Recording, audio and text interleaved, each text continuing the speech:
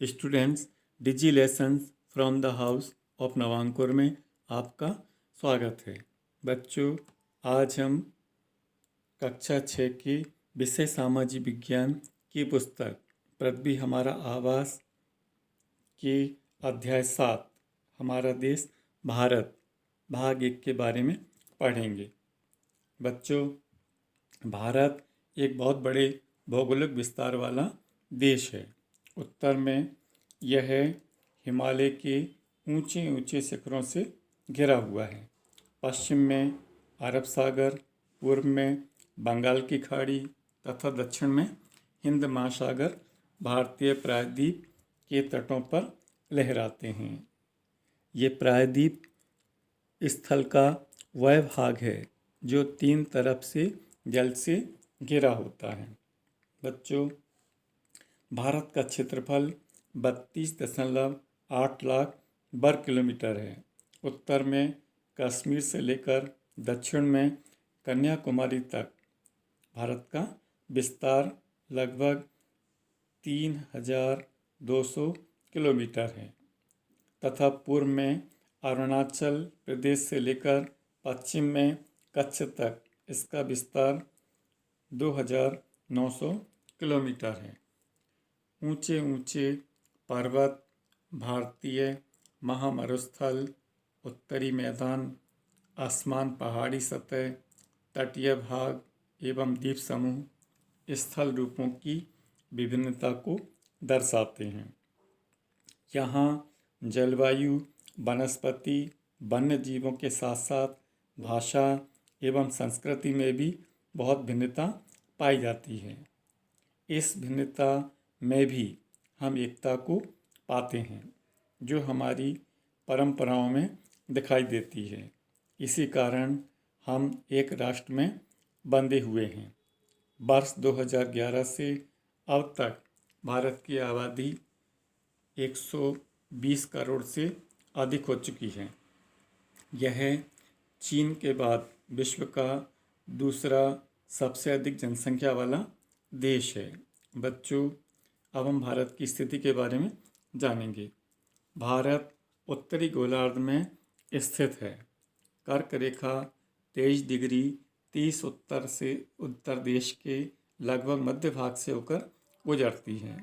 दक्षिण से उत्तर की ओर भारत की मुख्य भूमि का विस्तार 8 डिग्री 4 उत्तर तथा 37 डिग्री 6 उत्तर अक्षांशों के बीच है। पश्चिम से लेकर पूर्व तक भारत का विस्तार 68 डिग्री 7 पूर्व तथा 97 डिग्री 25 पूर्व देशांतरों के बीच है। अगर हम विश्व को पूर्वी एवं पश्चिमी गोलार्ध में बांटते हैं तो भारत की स्थिति किस गोलार्ध में होगी?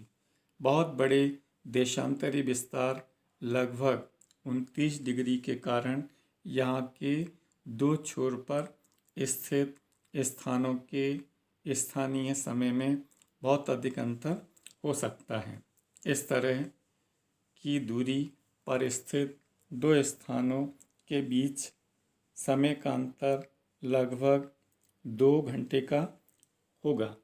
जैसा कि आप पहले पढ़ चुके हैं कि प्रत्येक 1 डिग्री देशांतर के लिए स्थानीय समय में 4 मिनट का अंतर होता है।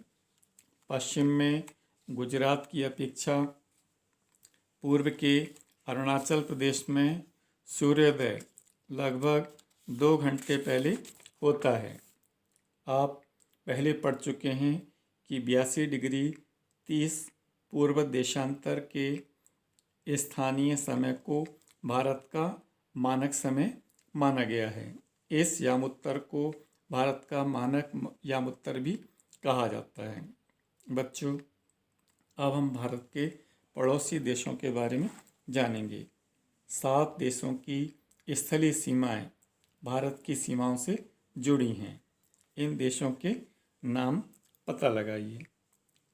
जैसे ये मानचित्र आपको दिखाई दे रहा है, ये भारत एवं उसके पड़ोसी देश इस मानचित्र में दिखाए गए हैं। बीच में भारत है, इसके पड़ोसी देश हैं पाकिस्तान, अफ़गानिस्तान, तिब्बत, चीन, नेपाल, भूटान, बांग्लादेश, म्यांमार, श्रीलंका आदि। बच्चों, ये दूसरा मानचित्र आप देख रहे हैं, ये भारत का राजनीतिक मानचित्र है। इनमें से कौन कौन से देश हैं जिनकी सीमाएं समुद्रों से नहीं जुड़ी हैं? राजनीतिक एवं प्रशासनिक विभाजन। भारत एक विशाल देश है। प्रशासनिक क्रियाकलापों के लिए देश को 29 राज्यों और 7 केंद्र शासित प्रदेशों में बांटा गया है। 2 जून 1914 को तेलंगाना भारत का 29वां राज्य बना। पहले यह आंध्र प्रदेश का एक भाग था। दिल्ली भारत की राजधानी है। राज्यों का निर्माण मुख्यतः भाषाओं के आधार पर हुआ है। क्षेत्रफल की दृष्टि से सबसे बड़ा राज्य राजस्थान तथा सबसे छोटा राज्य गोवा है। राज्यों को जिलों में बांटा गया है। बच्चों, ये आप मानचित्र देख रहे हैं, ये भारत का भौतिक विभाजन वाला मानचित्र है। इसमें भारत के भौतिक विभाजन को दिखाया गया है। नीचे ये चोकर खाने में ये रंग दिखाई दे रहे हैं। ये रंगों के आधार पर हम भारत की भौतिक स्थिति को जानते हैं। जैसे ये कत्थई रंग की आड़ी रेखाएं दिखाई दे रही हैं, ये पर्वत पठारी श्रेणी को बताती हैं। उसके बाद में उसके नीचे वाला जो बादामी कलर दिखाई दे रहा है, ये पर्वतीय प्रदेश को दिखाता है। और उसके नीचे पीले कलर का जो क्षेत्र चोकर खाना दिखाई दे रहा है, वो पठारी क्षेत्र को दिखाता है। और हरा क्षेत्र जो है, ये मैदानी भाग को दिखाता है। बच्चों, अब हम भारत के भौतिक विभाजन के बारे में पढ़ेंगे। भारत में पाई जाने वाली भौतिक आकृतियाँ विभिन्न प्रकार की हैं, जैसे पर्वत, पठार, मैदान, तट तथा द्वीप समूह। उत्तर में बर्फ से ढका हिमालय संतरी का कार्य करता है, इसलिए हिमालय को भारत का पहरेदार भी कहते हैं। हिम धन आलय का मतलब होता है बर्फ का घर। हिमालय पर्वत को 3 मुख्य समानांतर श्रृंखलाओं में बांटा गया है। सबसे उत्तर में स्थित श्रृंखला को बृहत हिमालय या हिमाद्री कहते हैं। इसी श्रृंखला में विश्व की सबसे ऊंची शिखर है मध्य हिमालय या हिमाचल। हिमाद्री के दक्षिण में स्थित है। बहुत से लोकप्रिय पहाड़ी स्थान यहाँ स्थित हैं।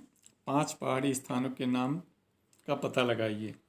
शिवालिक सबसे दक्षिण में स्थित श्रृंखला है। बच्चों, हिमालय के दक्षिण में भारत का उत्तरी मैदान स्थित है।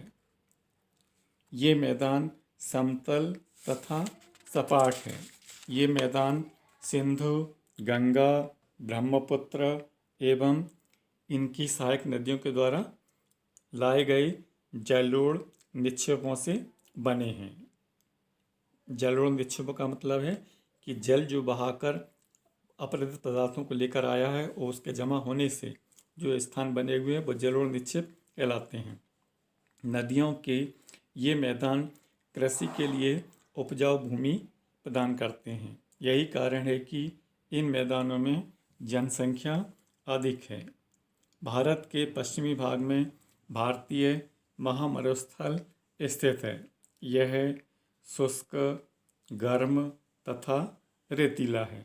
यहाँ वनस्पति की मात्रा बहुत कम होती है। उत्तरी मैदानों के दक्षिण में प्रायद्वीपीय पठार हैं। इनकी आकृति त्रिभुजाकार है। इसका धरातल काफ़ी ऊंचा नीचा है।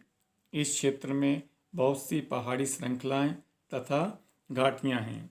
इसके उत्तर पश्चिम में अरावली श्रृंखला स्थित है। जो विश्व की सबसे पुरानी श्रृंखला है। बच्चों, विंध्य एवं सतपुड़ा भी महत्वपूर्ण श्रृंखलाएं हैं। इन श्रृंखलाओं से होकर नर्मदा तथा तापी नदियाँ बहती हैं। ये पश्चिम की तरफ बहने वाली नदियाँ हैं जो अरब सागर में गिरती हैं। इस पठार के पश्चिम में पश्चिमी घाट या सह्याद्री तथा पूर्व में पूर्वी घाट स्थित है। पश्चिमी घाट का विस्तार एक समान रूप में है, जबकि पूर्वी घाट बीच बीच में टूटा हुआ तथा असमान दिखाई देता है। इन पठारों में खनिजों जैसे कोयला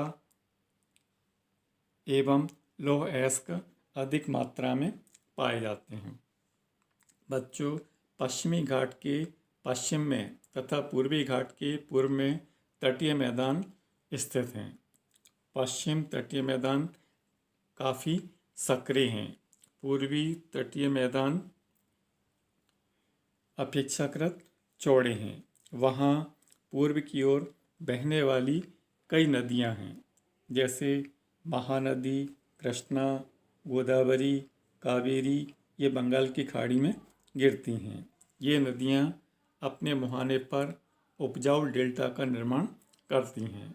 बंगाल की खाड़ी में गंगा एवं ब्रह्मपुत्र नदियों के मुहाने पर सुंदरबन डेल्टा स्थित है। बच्चों, ये आपको चित्र दिखाई दे रहा है, ये प्रवाल द्वीप का चित्र है। प्रवाल छोटे समुद्री जीव होते हैं और उन जीवों के कंकाल से ये प्रवाल द्वीप का निर्माण होता है। इन जब जीवित पॉलिप मरते हैं, जो प्रवाल जिनको कहते हैं, तब उनका कंकाल बच जाता है। अन्य पॉलिप की वृद्धि इन कंकालों के ऊपर ही होती है और बढ़ते बढ़ते इनकी संख्या काफ़ी अधिक हो जाती है, तो ये ऊंचे होते जाते हैं। इस प्रकार प्रवाल द्वीपों का निर्माण होता है। बच्चों, ये आपको चित्र दिखाई दे रहा है, ये सुनामी का चित्र है। एक सवेरे पड़ी मनुष्य पर जलजले की काली छाया। सुनामी दानवी ने अपना प्रलयकारी कहर ढाया।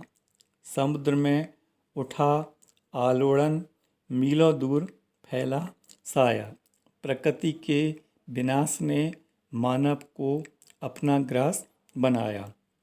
विनाश का था विकराल आकार, चारों ओर मचा हाहाकार। कोई नहीं बच पाया उससे, भागे बचाने अपने प्राण।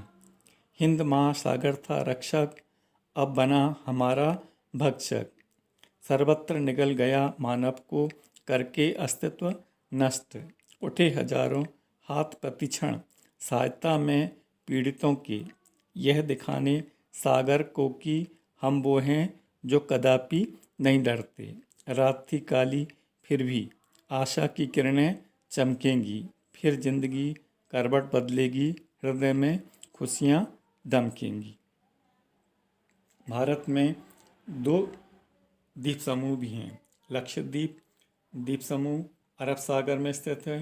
ये केरल के तट से कुछ दूर स्थित प्रवाल द्वीप है। अंडमान एवं निकोबार द्वीप समूह भारत से दक्षिण पूर्व दिशा में बंगाल की खाड़ी में स्थित है। क्या आप जानते हैं कि कौन सा द्वीप समूह वर्ष 2000 में सुनामी से प्रभावित हुआ था? समाचार पत्रों तथा लोगों से बातचीत के जरिए जानकारी प्राप्त कीजिए कि जब सुनामी भारतीय तट से टकराई थी तो किस प्रकार लोगों ने अलग अलग तरीकों से इस चुनौती का सामना किया था। सुनामी एक विशाल सागरीय तरंग है जो समुद्र तल पर भूकंप के कारण उत्पन्न होती है।